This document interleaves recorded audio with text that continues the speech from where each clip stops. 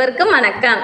September 2025 மாதம் கடகராசி அன்பர்களுக்கு எப்படி அமையப் போகிறது? கிரக நிலைகளின் தாக்கங்கள், நன்மைகள் மற்றும் நீங்கள் கவனமாக இருக்க வேண்டிய விஷயங்கள் என்னென்ன என்பதை இந்த பதிவில் விரிவாக காணலாம். இந்த மாதத்தில் உங்கள் ராசிக்கு 2ஆம் வீட்டிற்கு சுக்கிரன், 4ஆம் வீட்டிற்கு செவ்வாய், 3ஆம் வீட்டிற்கு புதன் மற்றும் சூரியன் ஆகியோர் பெயர்ச்சி அடைய போகின்றனர். உங்கள் ராசி அதிபதியான சந்திரன் இந்த மாதத்தில் தனது நிலையை மாற்றும்.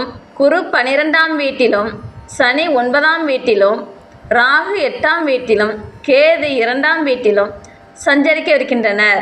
இந்த கிரக நிலைகள் கடகராசி அன்பர்களுக்கு பொதுவாக நல்ல பலன்களை தரும். கடகராசி அன்பர்களே, நீங்கள் சந்திர பகவானை ராசி அதிபதியாக கொண்டவர்கள். நீங்கள் எந்த ஒரு விஷயத்திலும் திறமையாக செயல்படுவீர்கள். அபாரமான ஞாபக சக்தியும் அறிவாற்றலும் கொண்டவர்கள். மற்றவர்களைப் போல இல்லாமல் தனித்துவத்துடன் செயல்படுவீர்கள். உங்களுக்குள் தலைமை பண்பு, இரக்க குணம், பிடிவாதம் மற்றும் கோபம் ஆகிய அனைத்தும் கலந்திருக்கும். குடும்பத்தின் மீது அதிக அக்கறை கொண்டவர்கள். தொழில் ரீதியாக இந்த மாதம் உங்களுக்கு மிகவும் நல்ல நேரமாக இருக்கும். மாதத்தின் நடுப்பகுதியில் 3ஆம் வீட்டில் சூரியன் மற்றும் புதன் இருப்பதால் தைரியமும் திறமையும் மேம்படும். சக ஊழியர்கள் மற்றும் உயரதிகாரிகளின் ஆதரவை பெறுவீர்கள். வேலைக்காக வேறு இடத்திற்கு செல்ல விரும்புபவர்களுக்கு இந்த மாதம் சரியான வாய்ப்புகள் கிடைக்கும். நிதி ரீதியாக இந்த மாதம் அற்புதமானதாக இருக்கும். 2ஆம் வீட்டில் சுக்கிரன் பெயர்ச்சி அடைவதால் வருமானம் அதிகரிக்கும்.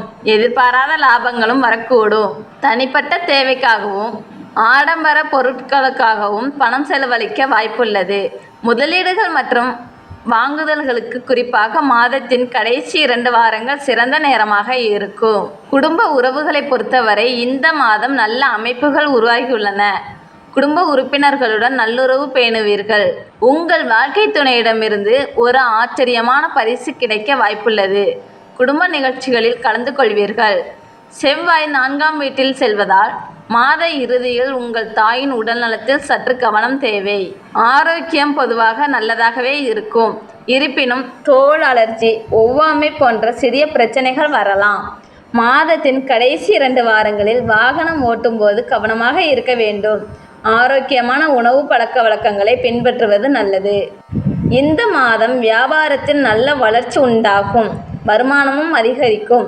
வியாபாரத்தில் முதலீடு செய்யவும் அல்லது அதை விரிவுபடுத்தவும் இது நல்ல நேரம். மாணவர்களுக்கு இந்த மாதம் மிகவும் நல்ல மாதமாக இருக்கும். தேர்வுகள் மற்றும் போட்டித் தேர்வுகளில் நல்ல மதிப்பெண்களை பெற முடியும். இருப்பினும் 12ஆம் வீட்டில் குரு இருப்பதால் சில தடைகள் வரலாம்.